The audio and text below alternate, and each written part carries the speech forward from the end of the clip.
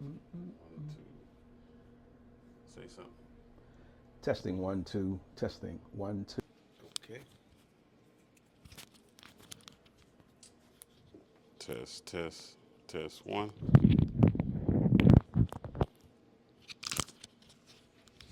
This man is drunk. Wait, am I drunk? I'm nobody. Yes, you do have a problem. God's got this. No, I got this. You're stupid. You're dumb. I'm a father. I'm a husband. I'm a son. I'm a leader. I am Marcus J. Scott. The drunken preacher, the drunken preacher, I'm Marcus J. Scott, author of The Drunken Preacher, here to encourage critical thinking, social awareness, advocate growth, resilience, provide hope, and help you find faith. drunken preacher, the drunken preacher.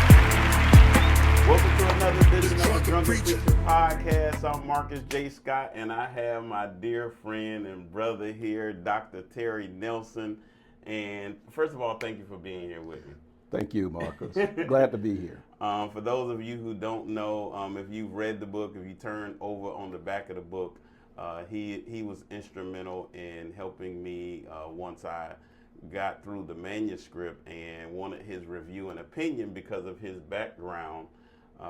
And so we're going to get into that right now. But first, I just want to ask you, when I first gave you the manuscript, first of all, what did you think or how did you feel when I just first handed it to you? Well, when you handed it to me, obviously I didn't know what to expect.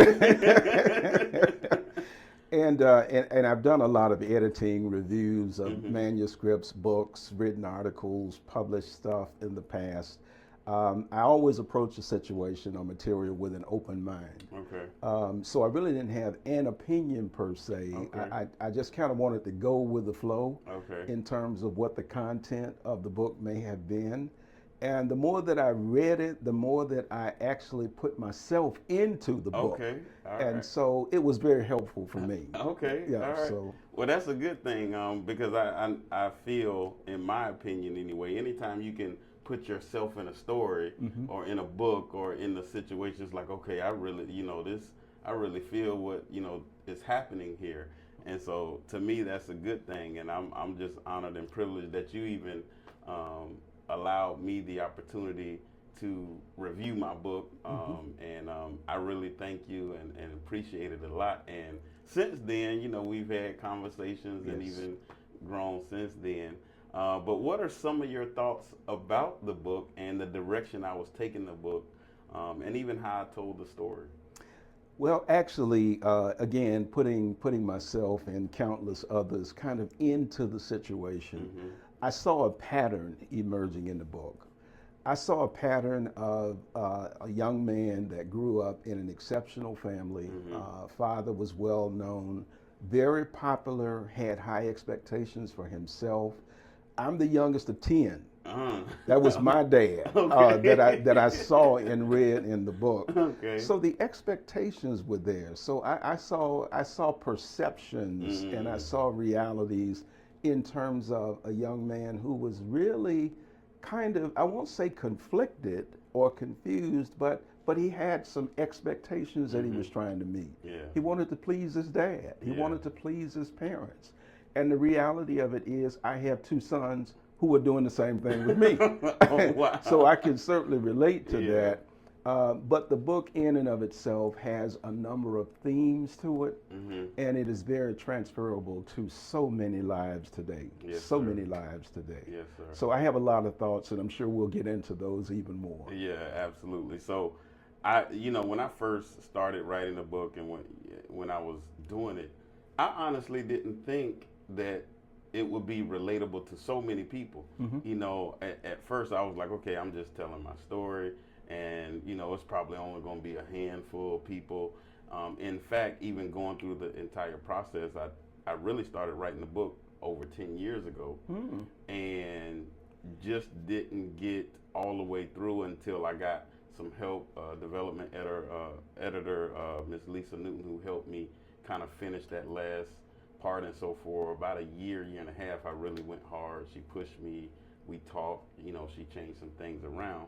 But even still, I was like, you know, I'm not so sure. Sure. You know how it's gonna do.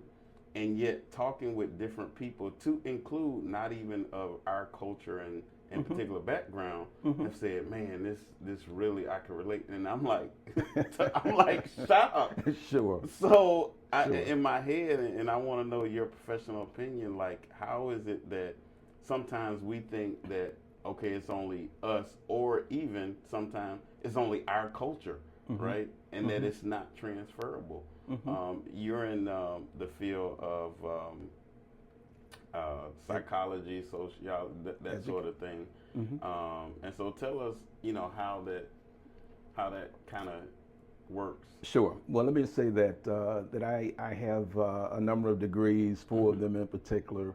Education has been my background for 38 years. Okay. At all levels, I've dealt with people of all different persuasions. And a lot of it just has to do with transferable skills and recognizing, this is the second point, that believe it or not, most of us have more in common than we have as differences. And so as we think about something that we think is unique to us, the reality is it's not so unique to us. There was a study that was done, Harvard University, about 15 years ago, and I used to do a lot of public speaking around the country, and I would cite this bit of research. Study said that all of us in America are at least 50th cousins. And so the reality, yes. Wow. And so the reality is when you say to another person, what's up, cuz? You really might be. There's some truth to that. And again, in America, we have differences, but yet we have a lot of similarities. And so our experiences, while we may live in different places, there's something unique about us in America and us as human beings in particular. So we have transferable skills, we have experiences that are very similar, and the reality is your struggles are my struggles oftentimes. So that would be a response to that. Yeah. So, so in saying that and talking about 50th cousins and almost everybody's a distant relative, Yes. so to Yes. speak.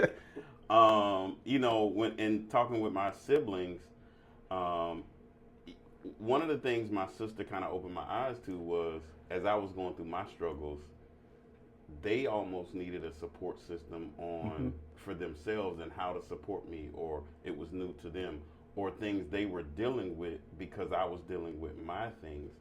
And so how do families support somebody who may be going through an internal struggle, especially like an addiction? And it doesn't have to be drugs or alcohol. It could be anything it could be somebody that's focused on a relationship, a particular individual, and the family's like, this is a toxic relationship, you need to get out. And the person is like, you know, going back and forth. So it could be a number of different things that they're addicted to, a unhealthy relationship, drugs, whatever. How does the family deal with that or support that? What are some of the things that they can do? Well, that's a great question that you asked. There were a couple of things that came to my mind as I listened to you in that question. The first thing that comes to my mind is codependence.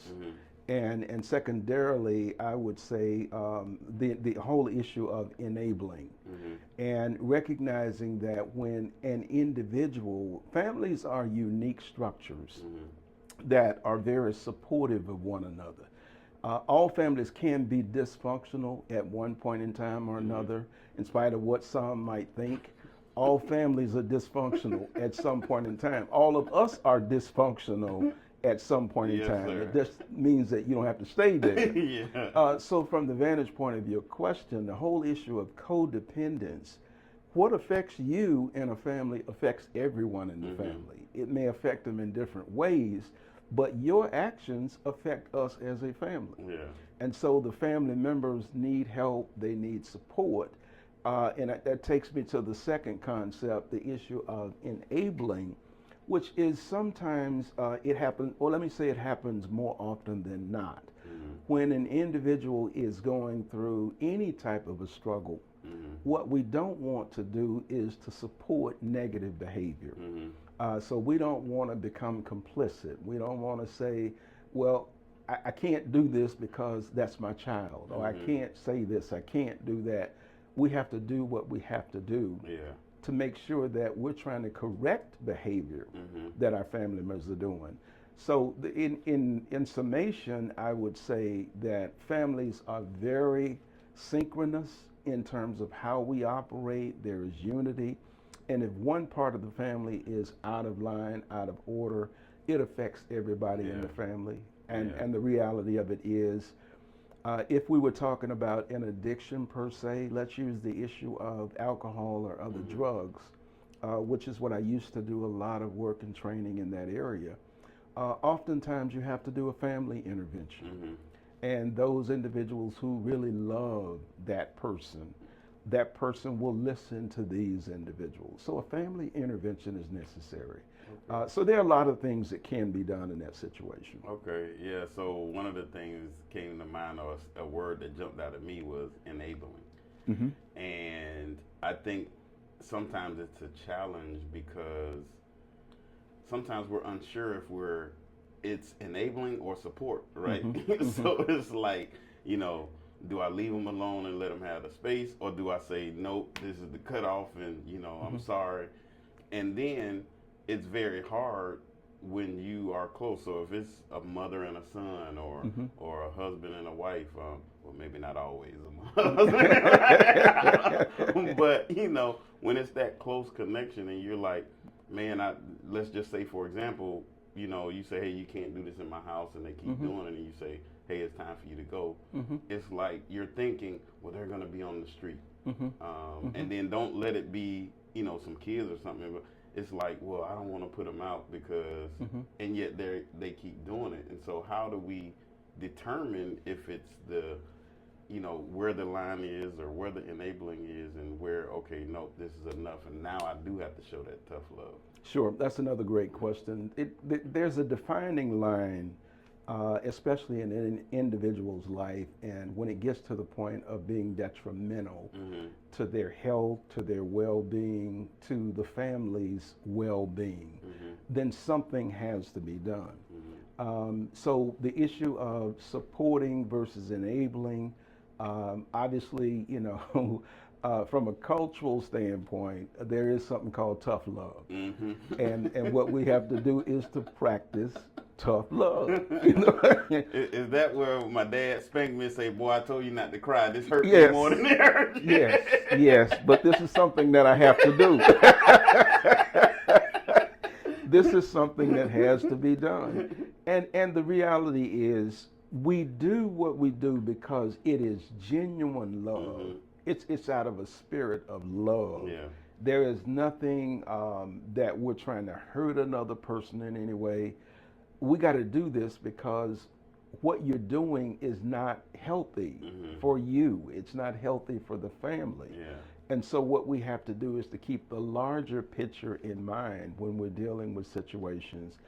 And you got to convince the person that this is not personal against you. It's what you are doing. And so it's about the behavior more than anything else.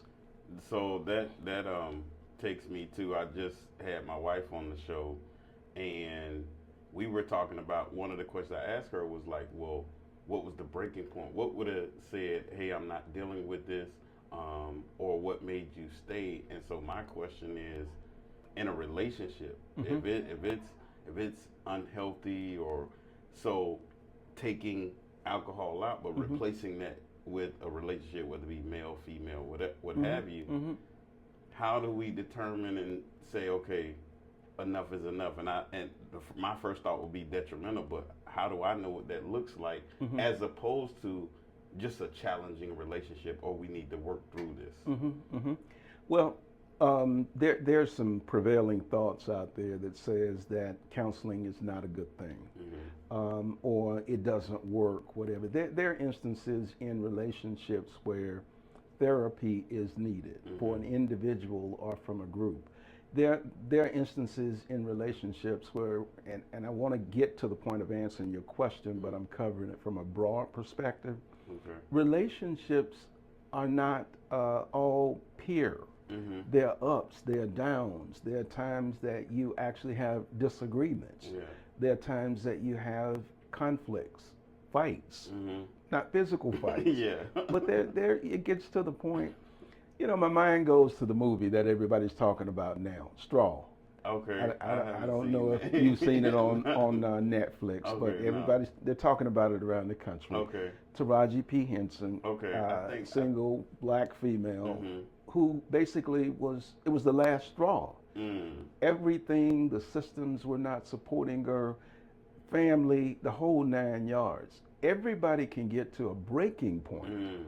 and that's why I wanted to back into your question. In relationships, it could come to a point where I'm about to break here, Mhm. and I have to do something.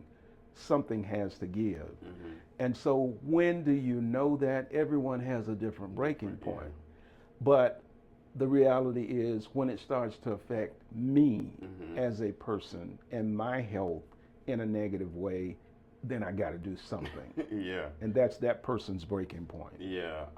And I've definitely had my share of, okay, if I'm thinking certain thoughts, if I'm feeling this way when situations come up, I probably need to change something. Mhm. Because if it's affecting me that much to where, and I'm seeing thoughts of when you start thinking, thought like, why did I even think of, something, and I'll just say something like suicide. If, Sure. if me getting in an argument with you is causing me to think I don't want to live, Mhm. that's probably That's a problem. that's a problem. Yeah. That's a problem. And so I've had to in the past say, okay, how is it affecting me? Hmm. And is this good? Because there's times when I had to cut some people off for a period of time because I'm like, it's taking me in spaces I don't want to be. Sure, sure. And so I definitely could see that. I do want to ask, because you said to me before when we were talking earlier, Mhm. there was one thing that jumped out at you about the book, one line. What was that line? Well, there were several things in particular, and I've read the book 3 times now. Oh, wow. I've actually read it 3 times. Wow. I read quickly, Hmm. but actually I went back to reread it before coming here yesterday, actually. Okay. And that one line centers around the concept of external things Mm. to address internal Mm. challenges. And how frequently do we see that? How often do we see that where we're seeking something, we don't know why we're seeking it. Oftentimes we don't know what we're seeking, and we go all the wrong places doing all the wrong things when in actuality the answer is right before us. Mm-hmm. The answer is inside of us. Yeah. The answer is in discovering who we are, what we're about, what we should be about, Mm-hmm. and what we need to focus on. Yeah. So there are a lot of individuals who, quite frankly, are not able to do that by themselves. Mm-hmm. They might need some help with that. Yeah. And again, I'm not here promoting counseling or therapy. I'm saying that there are times when individuals, most of us operate from the premise that what I'm doing is right. Mm-hmm. It's you that's wrong. And in my doctoral program, it was I'm okay, you're okay. That's what it's called. Oh, okay. No one, when I was out there doing a lot of public speaking, no one says anything that they know is just absolutely stupid. They think what they're saying is right. It makes absolutely no sense at all. But to them, it makes sense. Yeah. And people are looking at you sideways. Say, did he hear what he said? Did he just What say he what he said? said? So sometimes we can get off base without thinking, but the line in and of itself is a great summation in terms of, yes, I can talk about a lot of themes in there again, but for me, it's the internal struggles Yeah. and really seeking support, seeking direction, seeking satisfaction more than anything else from external variables. Yeah. And that is the line that I underlined, highlighted, circled, everything, because it is so evident in all of us sometimes. Yeah. You know, Yeah. because of the eyes, the flesh, the pride of life. You know, the Yeah. things that we see, the things that we desire, the things that we hear, it impacts us. Yeah. I was just telling somebody not too long ago, I'm learning to walk in from my spiritual man and my relationship with God. I'm learning to walk and ask God for direction in my assignment, because there may be some things I want to do that he doesn't want me to do. And there may be some things I don't want to do that he does want me to do. Yes. And so instead of always saying, okay, this is what I want or that's not what I want. Yes. And so I think both sides. When Jonah didn't want to go to Nineveh, Yes. God wanted it. He was like, no, the people crazy. You know? And so he got himself in some situations because Sure. he didn't do, That's right. you know, what God wanted him to do. That's right. And then I think about, I think it was the children of Israel wanting a king. He said, no, Yes. you don't need a king. Yes. No, we want a king. Yes. Okay, I'll give you a king. Yes. And then we see what Yes. happened Yes. once they got the king. Mhm. And so I try to take the aspect of, God, what is it you would have me to do? Mhm. And so I've come to that conclusion through all my challenges and everything, that even to this day, there's some things I want to do, and I say, well, God, I want to do this, but I want to make sure this is your will, what you want me to do. Mhm. What about somebody who doesn't necessarily go down that spiritual path? You know, as I was listening to you speak right now, Mhm. the title of the book could have easily been The Drunken Teacher, Mm. The Drunken Electrician, Wow. the Drunken Movie Star, The Drunken Anything. Wow. But there is, obviously, you know, you and I cut from kind of the same cloth in terms of belief in God and the spiritual side of man. There is a spirit that resides within us. God resides within us. And for those of us who were brought up in the church, who know that God is real, who know that God has a plan for our life, we know, and oftentimes it comes back to us that, you know, you can steer off course, but if you have a foundation, you'll come back. Yeah. Your question centers around those individuals who didn't have that upbringing or who are not aware of themselves and the spiritual nature of man. Obviously, you know, it's a tough life. Are those individuals lost? Can they be helped? Yes, they can be helped. But the reality is we have to pray for those individuals. My mind automatically, I was having this conversation with my own kids 2 weeks ago about Job. And Job prayed for his children. In spite of, didn't know if they did anything or not, but he prayed for them. I prayed for mine and still pray for them. Yeah. We have to pray for people and just recognize that God can do whatever he wants to do when he chooses to do it. Yeah. And that's more than a belief. That's a reality. So God will provide, and so that's kind of where I would come down as it relates to that. How many children do we know? And I know you're a preacher's kid, and the PKs and all of that. But how many individuals were taught that this is how things are supposed to be? And then we grow up, especially in the late teens, 20s, 30s, we steer off and do something that we were not taught. But God is merciful. And in his time, he'll bring us back into the fold. Yeah, absolutely. Man, I tell you, the more and more I think about the internal struggle, the more I sometimes don't understand or can't see how people do it without God.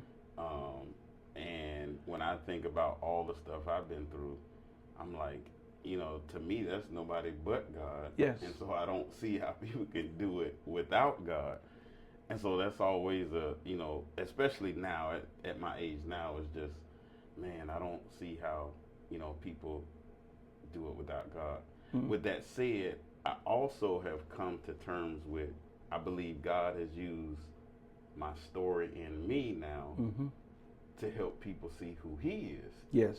Because another thing that's amazing to me that I didn't think would happen is I have people reaching out to me saying, "Would you pray for me? Would you, you know, hey, this is happening in my family, or hey, this," and I believe that's a testament to a lot of people seeing my story, whether it be from a physical standpoint, or whether they heard or seen, the book, or you know, through social media things, how much I've grown, and say, okay, that was him 10 years ago, and look at him now. Well, there's a concept that I believe that we in America, and I'll say anywhere, but the reality is what people are looking for is authenticity. And they're looking for people, they're looking for individuals, especially a minister who can stand before his or her congregation and say, listen, I screwed up. You know, this is what I did, please forgive me. You know, as opposed to chastising everybody else, you know, as if you haven't done anything. I had the conversation with how many groups across the country of educators who approach situations. Matter of fact, I had a conversation just 2 days ago, looking at education through your lens, which is a middle class lens. Principal getting ready to retire in Birmingham. She and I went through all of our years together, formative education, and she was telling a group that this place is the only place where some kids have to get a meal every day, clothing. So the reality is we all look at things through our lens. And so that other side of things is just as real. So authenticity goes a long way in terms of what people see in you. And it's not the perfect saint. They see you as being a person that's real. I do want to mention this. We both are part of a great fraternal organization. There's only one, isn't it?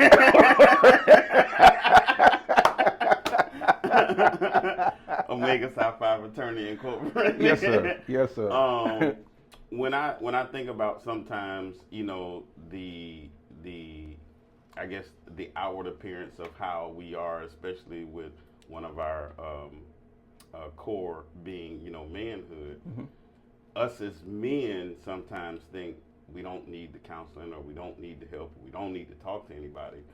And so I kind of want you to speak to that, but I'll just say for me, what I have learned, just like a car needs a checkup or tune up, oil change, I now sometimes go to counseling, even if there's no serious problem. Sure. It's kind of like, hey, let me just go talk to something, and I found that has helped me. In fact, just recently, my wife and I signed up, because I have VA benefits, signed up for counseling. It's not necessarily anything in particular, but because when they asked, they said, well, why are you coming? I need some preventative maintenance. You need the oil change. I want to make sure. You need a tune-up. We not, because I don't want to wait until you hear the knocking on the engine. Oh, we need a new engine. So I want to know your perspective. Oh my gosh, how much time do we have? I have some basic beliefs and tenets about man, the word man. I don't use the word man or woman lightly, because there are certain attributes that go with those things for me. It's not stereotypical stuff. It's reality, and just based on my knowledge of the Bible, my experiences in general, there are things that men do.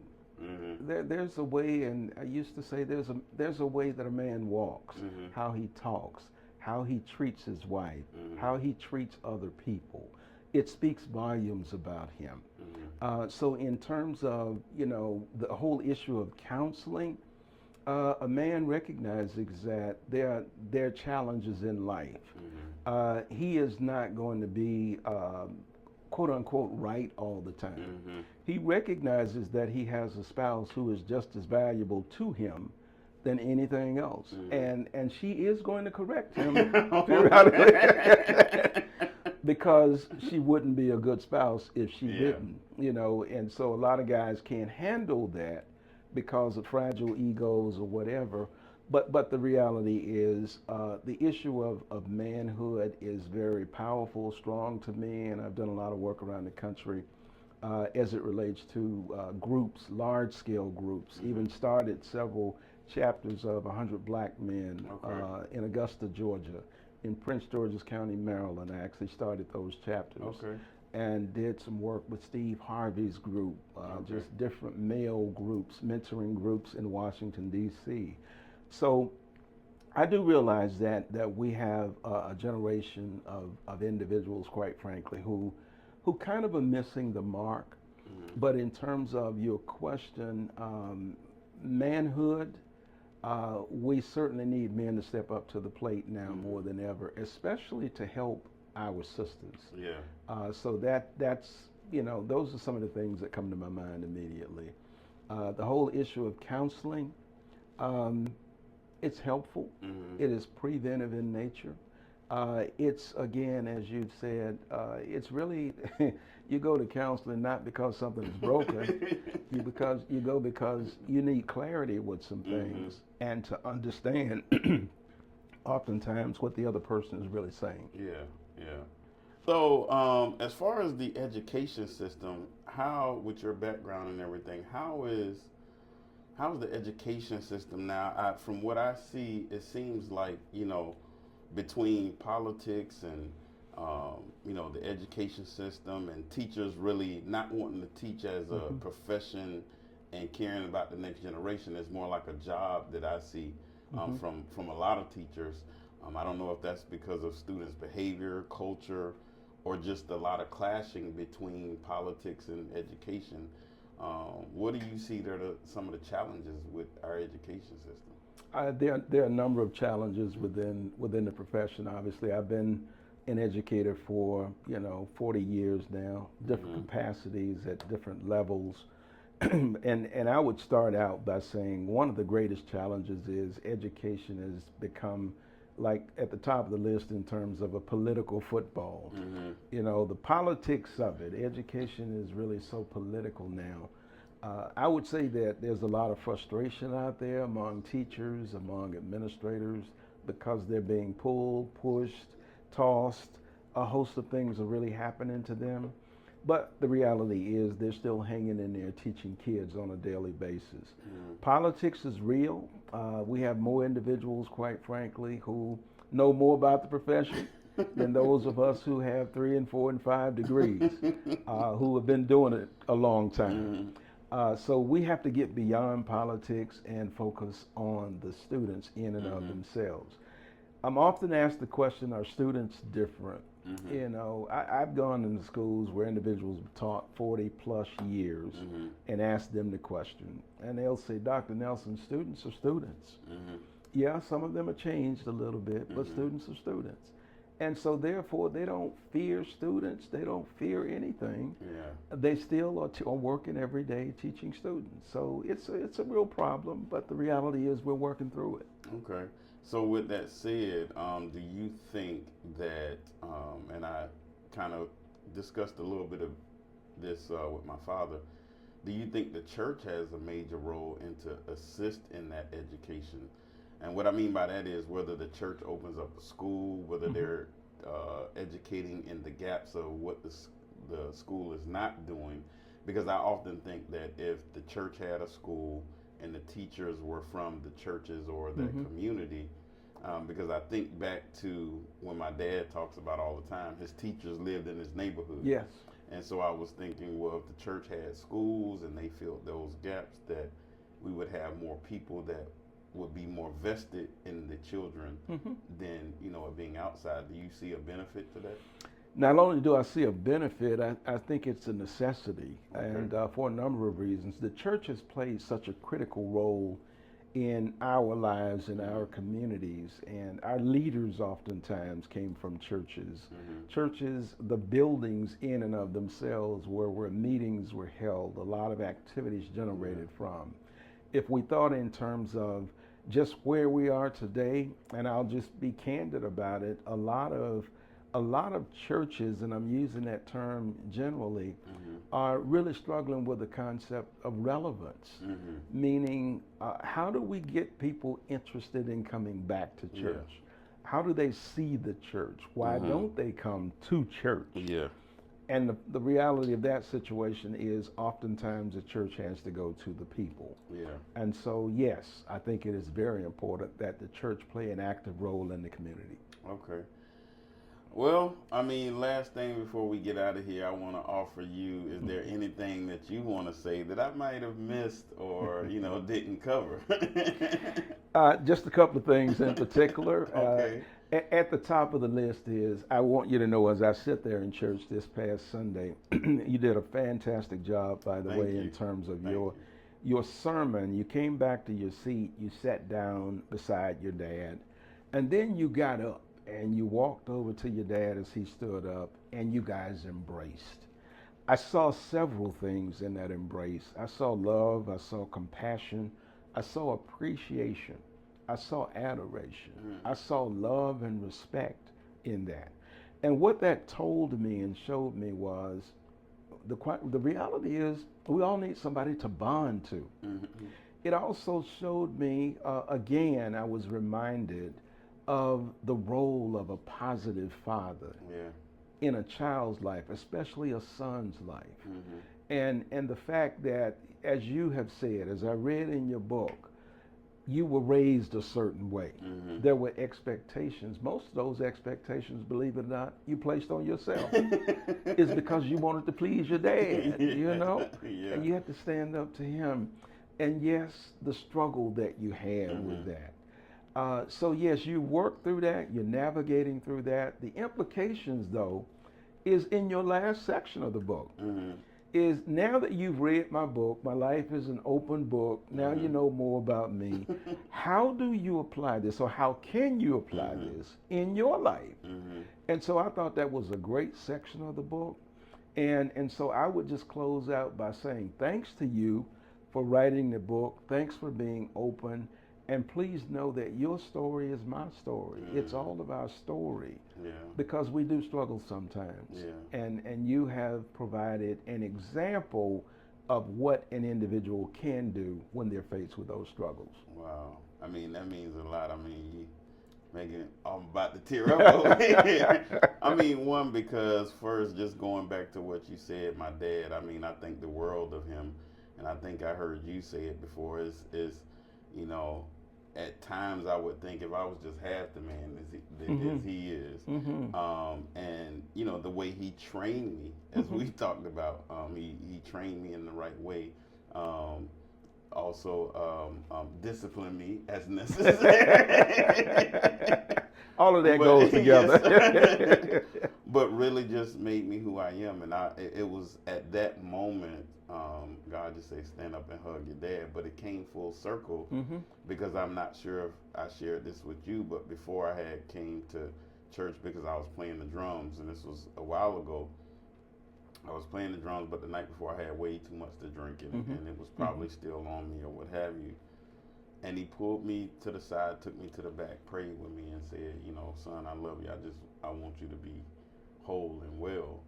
And to think about me being a young kid growing up in that church, and then doing all the stuff that I did that I wasn't supposed to do, but then to be preaching in that pulpit where I was once a child looking at him, it just came full circle to me. And I had, one, to thank God, but two, thank God for giving me a father such as him, because he did play a critical role and still does. And so, that moment was just so real to me. And I think now I try to do that, not just with my kids, but almost the next generation. Yes.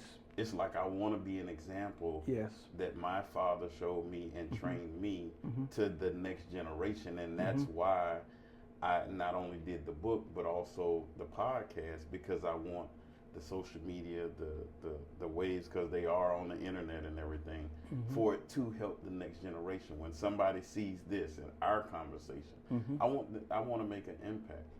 I want to make an impact, and so. And you are, and you are, and strictly from a historical and a cultural perspective, we have done that. Is we have taken care of the next generation. Even within Africa now, in a lot of third world countries, they have a lot of nice sayings, and those countries who are more civilized or most civilized recognize that you have to take care of the children. You have to prepare the children. Yeah. And so what you're doing and your concern is for the children. Yeah. I once started an organization. It was called Next Generation Education Solutions. It was about solutions to help the next generation. It's all about the next generation. Yeah. Just as we have been blessed, we need to be a blessing to them as well. Yeah, absolutely. Well, I do want to say thank you for coming out, Dr. Nelson, my friend, my brother. Thank you, sir. Thank you. In both a Christian and a fraternal way. Yes, sir. Yes, sir. Yes, sir. I really appreciate you, and I know the listeners enjoyed this, and so again, I thank you much. And you stay tuned. Make sure you subscribe, share, and like Marcus J. Scott 4040. Marcus J. Scott 4040. We appreciate Dr. Nelson for being here. Thank you. And you know how we always do. Always have a heart of gratitude and the strength to keep moving forward. God bless you. It's your time. Yeah. Yeah, yeah. Yeah. The drunken preacher. Yeah. The drunken preacher.